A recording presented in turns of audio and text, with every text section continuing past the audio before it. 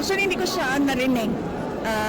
Nakita ko lang sa isang video na sumagot siya, sa isang interview ata na sumagot siya sa 20 pesos ang kilo ng bigas. Tinanong ko na lang yon after na ng election. Tinanong ko yung isang businessman ng bigas.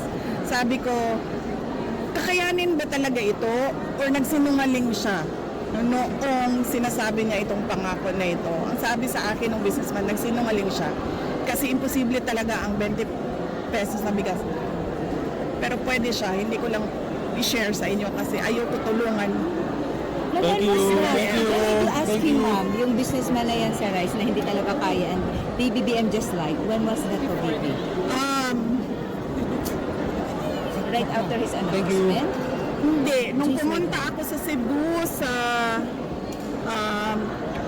meron yan silang August na event ang Cebu eh. Hindi siya sinulog. May August na event ang Cebu eh. I was invited there.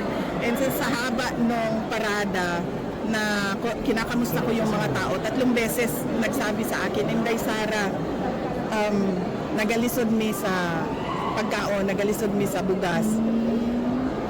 Doon ko unang naramdaman yung